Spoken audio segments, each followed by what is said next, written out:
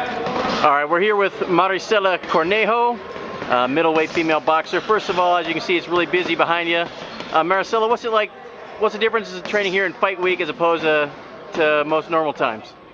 Fight week? Well, I mean, for Floyd, not for you, obviously. Well, for Floyd, it's busy. A lot of people want to come in here, obviously, to be, you know, around him and watch him spar and just be in the whole commotion with, like, the few guys coming around with cameras and Showtime being here. They want to be seen and see Floyd, obviously, for the fight. So it's really cool. I like it. As someone that's here all the time and not just during, you know, Floyd's fight week, do you prefer this environment or do you like it when it's a little more quiet for yourself? I like it quiet. I like it quiet because you come in here and work and you don't have to wait for like a heavy bag. I've never had a trouble like having to wait, but it's too crowded. Like you want to move around in the ring and you can't move around because there's usually, you know, 5 people in there and doing mitts and all that stuff. So it gets crowded and you can't do what you want to do. And normally you work with Floyd Sr. How's his availability during times when Floyd's really amping up his work? Right now, he's not here, but we talk here and there, and I'm just coming in, and like I said, I'm coming back I was sick for a while, so I'm just getting back in here and trying to work up my stamina again on the heavy bag and shadow boxing and prepare myself for when he is available after this whole week. Then we can start on other things, mitts and sparring and all that. So now I know you were originally hoping to be on a fight this weekend, May 3rd or May 4th. Yeah. That's not happening. So what's the latest with you? They're working on something right now. Coming up, I don't want to say anything because boxing, everyone who is in boxing, the boxing world, knows that it ain't a fight until the first bell rings. So I don't want to jinx it. Anything can happen. It sucks. It sucks a lot. You work so hard and then fights fall out. You know, you can't find a girl or anything like that. But you just gotta take a quick break, get your mind focused, and come back in here and do it all over again. So I love it. Now I know the guys, a lot of times the up-and-comers have a hard time finding fights. They get canceled a lot. Is it even worse for a female? I know there's just not a lot of girls out there for you to fight. Yes, it's like 10 times worse. Right. So now let's talk a little bit. I know one person that you had a little beef with here lately, Holly Lawson. Explain to us a little bit there. Is someone I know you're fighting in different weight classes. She's you're a middleweight. She's a welterweight. However, you can come down a little bit. She's fighting her next fight here at 149, which is a weight you think you could make. Explain a little about that. You know, was she someone you'd like to get in there with? Well, first of all, let me make it clear that in women's boxing and in the world, I'm for women. Like, you know, I'll do anything to help out anyone. But when it's a disgrace, I think, in women's boxing when women try to talk the other opponent or other fighter that's not even a weight class to just try to just disrespect the work that they've done in accomplishment, you know, in the short time that I've been in the boxing world. Yeah, she's been in the boxing world for more time. I respected her, I should say. But when I first started boxing at Wildcard, I looked up to her. Like, she was a pro boxer. I walked in there, you know, had no experience in boxing. She told me she was a pro boxer. I was like, cool, I want to be like that one day. Found out that she didn't like me. For what reason, I have no idea. But, you know, people would say, yeah, she feels like you as a threat. You know, when you came in here, everyone was really attentive to you. Maybe because I was a new girl, I don't know. But I'm all for women, especially women's boxing, to help each other out, help one another out, you know, for the boxing. For us to go viral, like, we need that. We need to get on the team and in the bandwagon, not try to, you know, talk bad about other women. You know, she sent out an email, horrible email. I just reached out to her. I told my business partner slash manager slash mentor to send out an email to her to see if she wanted to, first of all, to see what weight class she was, to see if she wanted to fight for an IBF bout. I think it's the UBF or some type of bout. And coming up in June.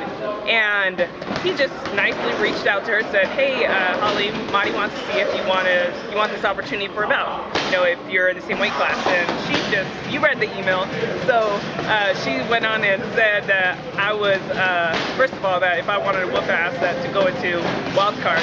I recall training with her, sparring with her, and when I was like 3 months in the gym and she couldn't whip my ass. So right now I've improved so much more. I still have a lot of improvement to do and to learn, but she basically said that all the hype that has came with me on me having my own gym, with at 50 being in there, and the business partner that I have, and like just all the great opportunities that I've came across. I believe God has blessed me tremendously in the sport.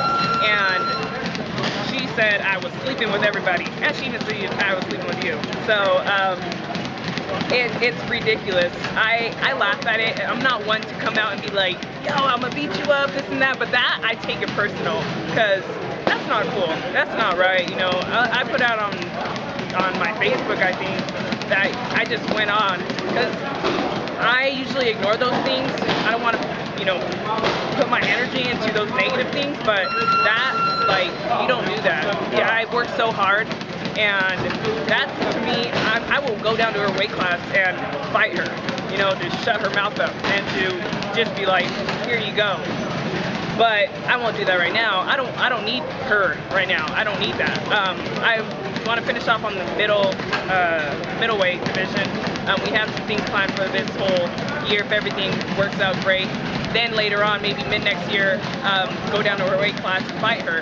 I can tell her to meet me midway, but I don't want to do that, because then she's gonna say that's not my weight class that I usually fight at. So I will go down to her weight class happily. I'll lose some weight if it's not gonna hurt me, but I think it'll be fun to do that. But I just don't think that's right for women to say you got to the top, sleeping with somebody. Yeah, maybe in Hollywood actresses do that. You've heard of them sleeping. You don't have to get in there in the ring. Here in boxing, you have to have some talent behind it. So if I wasn't good, why do I have senior behind me believing so much in me? Why is this happening? Why is that happening? I have to at least have talent behind the face that she just said. So she's just using her face to get whatever she wants and for people to sleep with her. But that's not the case at all. And everyone who knows me knows I'm not like that. And like I said, God just knows what I do. Well, whether it's right or wrong, isn't a little bit of tension and animosity good? I mean, obviously, in boxing that that kind of stuff sells. Yeah, it is. I mean, people like drama. If it's, everything just goes accordingly, they're not going to be interested. But if someone's throwing a low blow, people will start paying attention. It's a sad way to do it, but hey, women's boxing needs some hype. Well, last question on a more positive note. I know you said you've been talking to Ava Knight a little bit. As far as women's sport in general, I know she has trouble getting fights in the United States that pay her anything. She has to go to Mexico to get fights. What do you think women can do as far as, allowing yourself to make a decent career and make decent money, and preferably fighting, in the States a little bit more? Get out there.